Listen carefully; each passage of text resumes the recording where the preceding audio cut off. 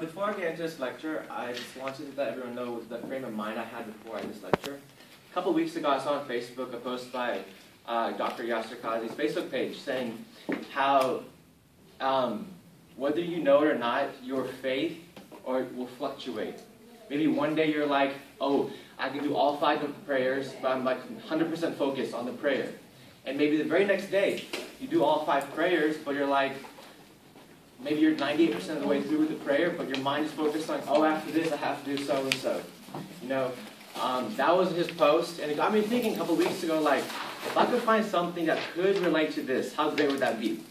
So this week on Thursday, I came across a video by Dr. Yasser Qazi, and he was actually talking about it. I was like, fantastic, I waited a couple of weeks, here we go. So that's the frame of mind I came with this lecture.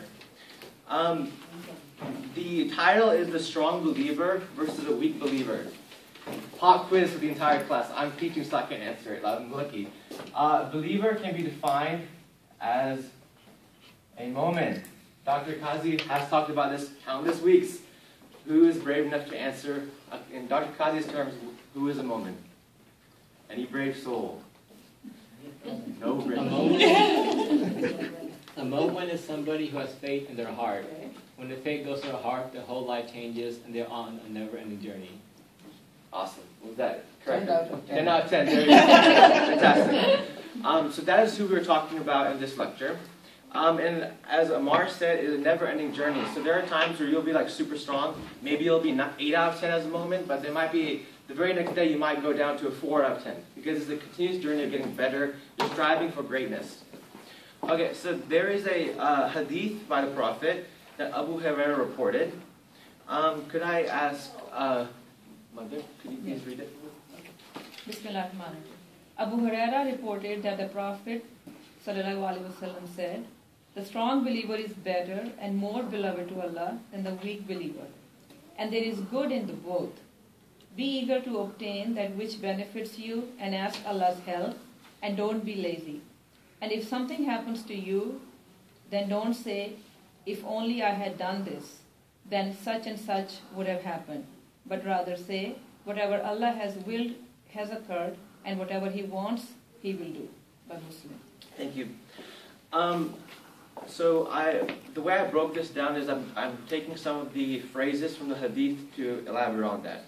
So the first one is the strong believer versus the weak believer. Now, we're not talking about physically strong, because if that is, then my brother could probably be physically stronger Muslim than I would. So we're talking about your faith, your spiritual side. One thing is a person's faith will differ on their inner and outer deeds. For example, maybe an outer deed is that you are reading the Quran. Let's say you read a separa a day, versus someone who might be reading 2 pages of a separa, a chapter per day. Right? That could be an example of outer. Inner could be maybe like your intention. How strong is your intention for doing something for Allah versus, maybe it could be weaker for someone else. So these are examples of outer and inner intentions. Another is that Allah's love can vary per person. For the exact same person, for example, like I said earlier, one day you're a very strong moment. You're focused on your namaz, you're focused on your Quran, your intention is pure and everything. So of course Allah will love you more. But the very next day, let's say something happened at work. Maybe you got fired. And then you're thinking about that, but you're doing your prayers too. So you're not focused necessarily 100% on the prayer. So maybe Allah's love is not as much for you at that time. But the beautiful thing is, the very next day or the very next hour, you can change that. And you get more of Allah's love. That's the beauty of it. Also, if you look at the hadith, it says, that which is better is more beloved for you. And in the Quran, there are countless examples of what Allah loves and what He doesn't love. For example, Allah loves taqwa. Taqwa is defined many ways. One way we define in the class is the critical level of faith that allows you to do what's right and not what's wrong. Another example is patience. Are you doing the proactive, the Islamic version of patience? Or are you doing the Western patient concept? One example of what Allah doesn't love is showing off. If He blesses you with, let's say, $100,000, are you necessarily going in front of everyone and say, hey, look at my shoes, look what car I'm driving? Or are you still humble about it? So those are some examples of what Allah loves and what He doesn't love. Also, if you notice, it says in the hadith, and in both is good. So what this is saying is, if you're a strong moment or a weak moment, Allah still loves both, because you're still a believer. And the beauty of this is that it is showing us that regardless of what type of a believer you are, you're going to be rewarded. So the question that comes to mind is, if you are, let's say, a 2 out of 10 as a moment, and you're still getting rewarded, and you know that, then when you mentally, you will know that, hey, if I can just go to 3 out of 10, you know, how much more reward can I get? So it's in that back of your mind to say, hey, there's still hope for improvement, and when you improve, you'll get so many more blessings. Also, it's saying that if you find a fault, you should always look for a positive. Because maybe, let's say for example, maybe you know someone who does 5 prayers a day. But let's just say they do 5 prayers a day, and each prayer they do within 3 minutes. Right? Let's say they're super fast, it goes right through it. You know that it's not the right thing to do, go super fast through prayers. But instead of saying, hey, you know, maybe you want to tell them what's right, what's wrong, you can say, hey, first of all, I want to say it's very good to do 5 prayers a day. Because you've got to start from somewhere to establish a great habit. You know, one thing that my parents have always said is that if you at least do it, if you go through the actions first, get the actions right, we can always fix the form that you're doing it in. So it comes here, is if someone is doing the action, you know, first say, hey, you know, alhamdulillah, or, you know, great job. You know, if it's a kid, you know, go like, hey, great job, you did your 5 prayers today. Now let's just see how we can improve it so it's more beneficial to you. Also, it says in the hadith, be eager for that which benefits you. This shows that you have to have the intention and the resolve when you want to undertake a task to do it the right way. Example, let's say you have a friend who wants to start a business. Let's say a lawn mowing business. And he's like, yeah, I just want to try it out, see if it works. Now, will he succeed if he has that mentality? No, right? But if you have a friend who wants to do a lawn mowing business and he says, hey, you know, this is what I want to do. I need to do this for my family. And if he has a stronger resolve or intention, it's going to be much better for him, right? Example is medical students. That is a long road. Whoever does that, I just say you are awesome because I don't have patience for that. But if you look at medical school, right, you have the 4 years and you have this year, that year. I mean, for some doctors, it's like 30, 35 years before they get out of medical school. So they need to have a certain resolve or intention to get them through that. Also, from this part of the hadith, we can see that the Prophet wants us to aim high. If you aim high, let's say you want to go for CEO of a company, and you get vice president of the company, is that a bad thing? No. Right? So if you think about that, how many people do we know, or maybe I'm guilty of, or maybe someone else is guilty of, that instead of aiming high, you set your standards low. You aim for a low goal. You know, saying, hey, if I aim high, I'm going to get disappointed. You know, I shouldn't aim high. I should go, maybe instead of CEO, I should go for, maybe I can get a managerial position over here. How many, I'm sure there are a lot of people that you know that have the mindset, which is totally wrong. Also, all matters of benefit, and from this hadith, spiritual and bodily. For example, if there's something good that you know is good for you Islamically, if it's good Islamically, it's automatically going to be good for you in this world as well. That's the beauty of it. So when you find something like that, you be greedy for it, if you will. You go after it. And if it happens, subhanAllah, wonderful. And if it doesn't happen, it's all right. Because there's something better that Allah has for you. And a true believer is always determined to get the best, aim for the best. And if something happens, a setback happens, you don't get disappointed. You still go like, okay, that happened for a reason. I will find the reason later. You move on with life. And so also it says, and you seek Allah's help. Once the believer makes up their mind to go after something that can benefit them, they make a dua asking for Allah's help and guidance. How many people do you know, I'm going to pick on the Western culture again, that in the West, they say, hey, you know, I want to start a business, or I want to go to medical school, and they just go after it. They just dive in. They don't even ask Allah, hey, you know, they don't even make a dua saying, Allah, can you help me? Can you make it easier upon me? Can you make it simpler upon me? How many people do we know that do that? I know a lot of my friends that do that. Also, it is important for the believer to realize they need Allah's help in everything and anything that they want to undertake. And from this, when you make a dua, the believer automatically understands, if I'm living a righteous lifestyle, if I'm living a halal lifestyle, I need to make sure my lifestyle is pleasing to Allah. Because if it's not pleasing to Allah, then why would He necessarily help me? Right? Otherwise, you're just wasting your time. That's what it comes down to. Because Allah is eternal, we're not eternal. We have a set amount, we are slotted amount of time on this planet, and we need to make sure that we are able to do what Allah has planned for us to do.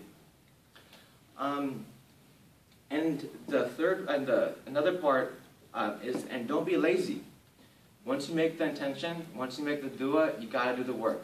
There ain't no handout, you know, because the beauty is that for believers, we know that when we have the intention and dua right, we go out and we strive for the work. We do the work, whatever it is.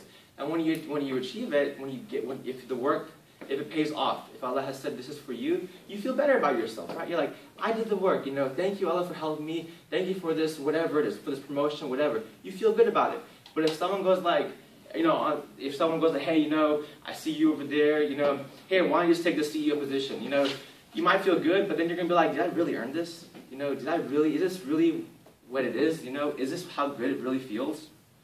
A way you can say is blessings don't just fall from heaven. You know, I'll give you an example. I had an advanced placement test at high school senior year, and I was like, man, if Allah, if you could just flip the roof for me, you know, make the beam of light come from heaven, go like, these are the answers. I'm like, that's so much better. No, it was calculus. For people who take calculus, you know how it is. Not good, not fun. So our religion does contain spiritual and bodily dimensions. Examples that I used, spiritual was, you have the intention and you have the dua. And then the physical would be, you know, you're actually doing the work. You're stepping out doing the work. You're stepping out on faith to do the work. So 3 necessary conditions for success. 1 is the right intention, 2 is the dua, and 3 is the right action. Now this sometimes begs the question, you know, what if I have all 3 right? What if everything is pure and it doesn't happen for me? You know, did I do something wrong? You know, what then? You know, what should I do? A beautiful thing is this hadith answers that question as well. And it says, and if something happens to you, the ultimate success for a believer is not necessarily that you achieve your goals. It is, I achieve whatever Allah has decreed upon me because that is going to be most pleasing for me. We might not know it then, but it is going to be most pleasing to us. You can do the task 100%, but it might not come back the way. Maybe someone starts a business. Maybe someone goes to medical school. Let's say the business goes bankrupt, or the person has to leave medical school because personal reasons in the family. They can't do it financially. You really wanted to do it, but it didn't work out for you. You know, you should not blame yourself, and you shouldn't get depressed over it. You should be like, okay, maybe you might be slightly disappointed that, hey, I did, it didn't work out, but you still have the faith that, hey, Allah has something better for me. This hadith is wonderful because it contains a fantastic psychological advice for all of us. It goes before you do an action, the intention and the dua. Then you have the during, which is the actual physical work. You go to medical school, you gotta study. You do a business, you gotta set the deals with the manufacturers, you know, consumers, advertising stuff. You want to do humanitarian work, you gotta set the foundation, get the connection of everything. And then it has the after you finish, after you do it. If it works out, if it doesn't work out, what should your frame of mind be? What should your thought process be after it's done, regardless if it works out or not? And then also it says, but rather say, whatever Allah has decreed has taken place. I believe the Arabic translation for this is, Qadar Allah wa ma shafal. For any of my Arabic-speaking brothers and sisters, you can correct me if I did that right or wrong. Qadr is a fundamental part of Islam. It is the 6th pillar of faith in Islam. Whenever something happens, you accept Allah's decree, and you trust it that is the best for you. Example is, like I said, you try your best at something. Allah knows you tried. You say, my intentions were pure, everything was Islamically. Allah knows this, and it didn't work out. You don't get depressed. You still go like, okay, something better is about to happen. I know it. Because if you know it, then Allah will reveal it to you.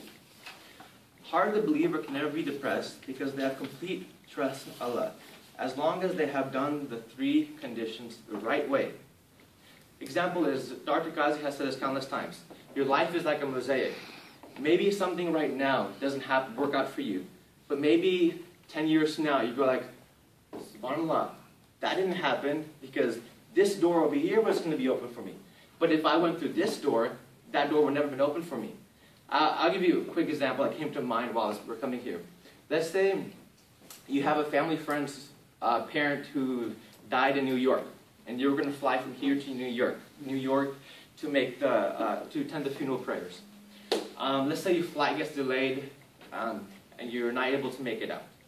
Maybe at that time, you might be disappointed that, hey, I told my friend I was going to be there for his prayer. I was going to be there to support him.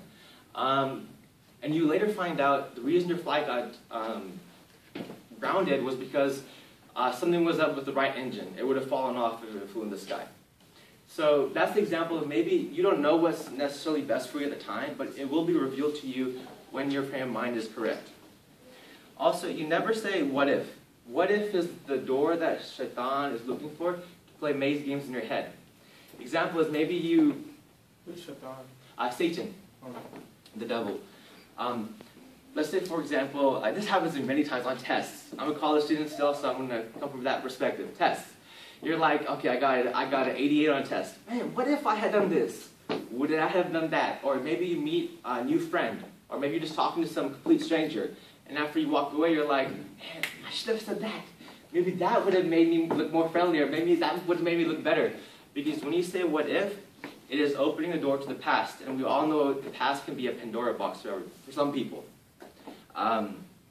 Also, the Qadr, which I said was one of the fundamental parts of faith, which was used in this, is used for setbacks. It is not for justifying sins or laziness of people. Like I said, example, setback could be your business fails, but something else better opens for you. You cannot use Qadr, or you cannot use predestination as an excuse of saying, oh, I didn't pray because it's not meant for me to pray today. Oh, I didn't, go say salam to so-and-so because it's not meant for me today. Or, I didn't go to work for like 8 years. Oh, not that there was no job openings, but it's not meant for me. I'm supposed to receive a check. You cannot use Qadr for that. But the beauty is that when you do justify a setback with Qadr, and it is a justifiable use of the word Qadr, you feel better about it. Because you know that there's something better for me right around the corner. There's something better for me as soon as I open this door. And one last thing about this hadith is that it shows us that we as humans sometimes have the tendency of living in the past. You might hear, oh, the glory days. Oh, back in high school, I used to be a quarterback. I could throw like 50 yards with a quick throw.